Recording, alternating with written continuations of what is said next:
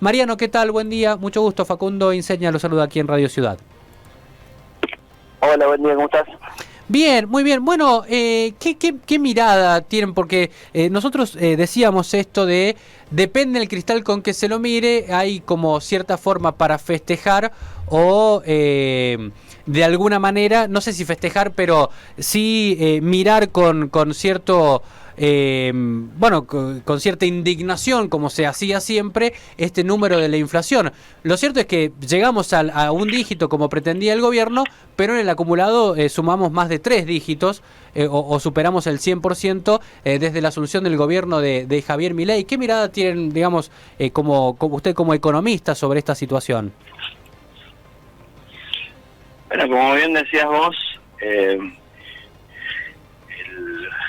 dentro de los dos objetivos prioritarios que tuvo el gobierno de Javier Milei era cerrar el déficit y bajar la inflación, los cuales de alguna manera estaban concatenados o relacionados porque el hecho de poder bajar el déficit hacía bajar un poquito lo que tenía que ver con lo que estaba ocurriendo con el gobierno anterior, que era un gran aumento de la emisión monetaria, del circulante de la economía, lo cual es una de las causas, si no es que la mayor causa de inflación que venía generando el gobierno anterior.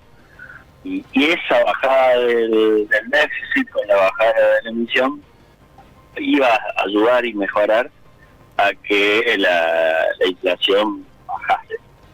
La segunda cuestión, unida a eso, que no es la que primero dicen, o al menos no es la primera que la priorizan, es que la otra razón de ser de la baja de los precios es que conllevó esa bajada del déficit fiscal con una bajada del gasto público fenomenal, con un ajuste muy fuerte, y ese ajuste muy fuerte trajo una recesión brutal, que es la que tenemos ahora, lo cual hizo de que necesariamente los precios iban a bajar y van a seguir bajando porque lo que tenemos ahora es una recesión muy fuerte y un déficit fiscal que bajó, que pasó a ser un superávit, hasta un superávit financiero.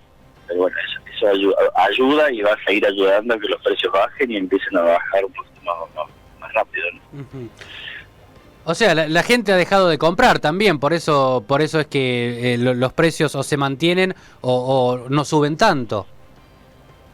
Sin duda, si vos tenés que la caída de la actividad, medida por lo que tiene que ver con INDEC también, ha sido más o menos, depende del nivel de actividad que vos tengas, entre un 15 y un 20% interanual, estás hablando de que la caída de la actividad ya está bajando niveles de lo que teníamos hasta en pandemia. Obviamente que en pandemia había actividades que ciertamente no había, pero la caída de la actividad es muy fuerte, entonces es muy fuerte, y como decís vos, el problema ahora es que no hay que vender y quien te lo compre. Mejor dicho, hay que vender, pero no hay quien te lo compre, porque digo para que lo entendamos, que fíjate vos que a nivel San Luis el aumento de precios desde que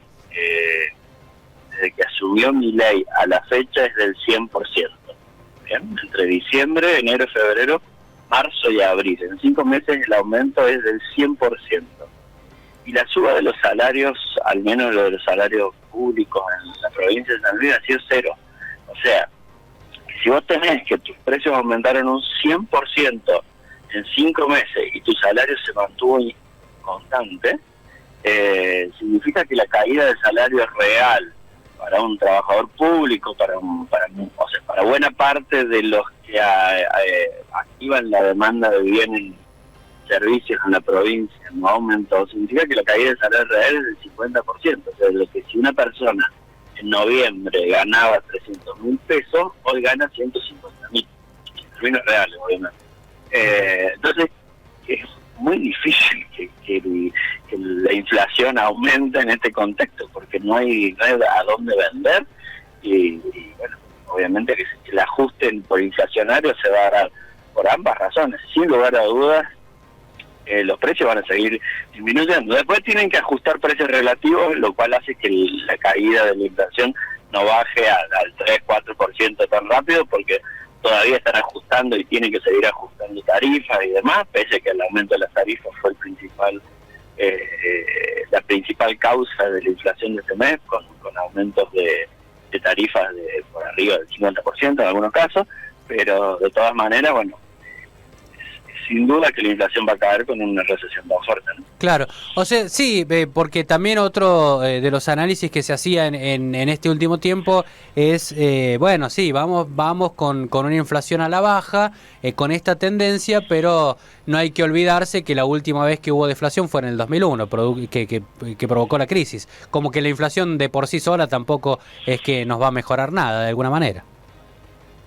Y mira, pasa que acá empezás a analizar o comparar cuestiones de qué pasaron en otro gobierno con este, y la comparativa está, no lo te digo en el 2001, pero todo lo que fue el segundo gobierno de Menem, que según mi ley ha sido el mejor presidente de la historia, sí. y de De la Rúa, en el cual nosotros tuvimos meses de inflación nula o en algunos casos de deflación, conllevó a una crisis fenomenal, no solo en salarios, sino que el problema era que no había trabajo, y el problema ahora no pasa a ser, el problema con el gobierno de Alberto Fernández era que cada día los sueldos no alcanzaban, había trabajo, pero los sueldos cada vez eran más bajos, lo cual hacía de que los niveles de pobreza aumentaran semestre a semestre.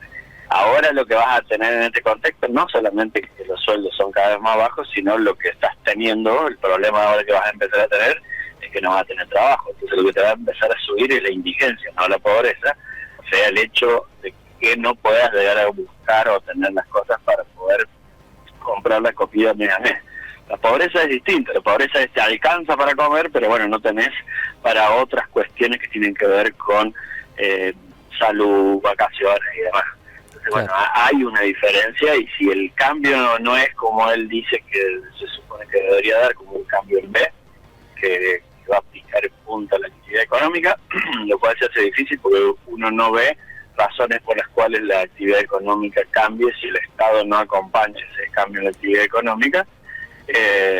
Bueno, van a haber meses más complicados aún de los que, ¿no? Claro.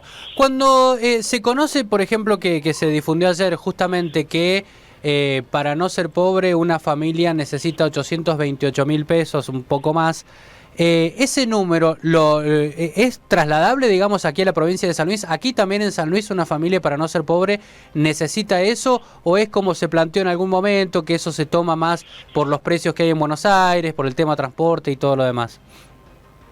El número ese se toma con precios de cierto Gran Buenos Aires, pero en un tiempo estadística lo tomaba, y si bien el número no era similar, es muy parecido. Entonces, para el caso de San Luis, la necesidad de ingresos para no llegar de una familia tipo, estamos hablando que son 4 personas, 2 adultos mayores, un chico en primaria y un chico en secundaria.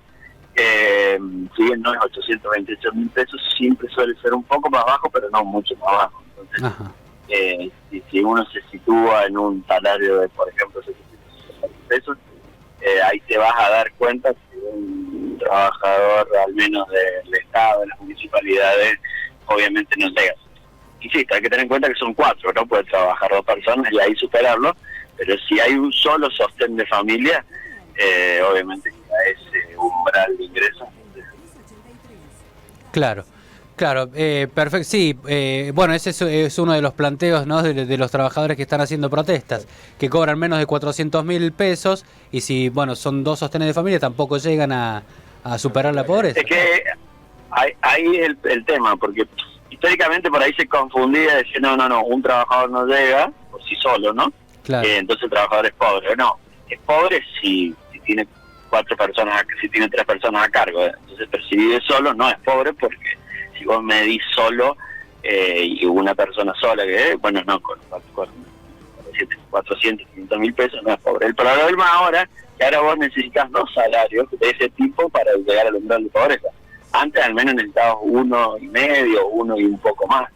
Entonces, como te dije anteriormente, si vos tenés que la caída del salario real de los trabajadores en general, de la administración pública provincial, de la administración pública municipales, de la mayoría, no todos, porque algunos intendentes han podido dar algunos aumentos, vos tenés que la caída fue del 50%, y bueno, te pasa de que cualquier trabajador que tenga chicos a cargo termina siendo pobre. Claro. Esa es una de las razones también para que se entienda también cuando dicen que obviamente que los chicos son más pobres que los grandes. Bueno, que te pasa que eso, la persona que tiene chicos a cargo tiene que dividir por 3, entonces obviamente no llega a ese umbral para no ser pobre. Y en el mejor de los casos, insisto, para trabajadores que tienen ingresos. Imagínate ahora, claro, bueno, con el tema de que empezamos ya con la suspensión, los despidos y demás, ahí la situación se complica bastante más, ¿no? Claro, perfecto. Bien, Mariano, muchísimas gracias por esta comunicación y por la claridad de siempre para explicarnos estos temas. No, cuando gustes. Un abrazo. Hasta luego. Mariano Cosolino, economista, exdirector además de la Dirección Provincial de Estadística y Censos.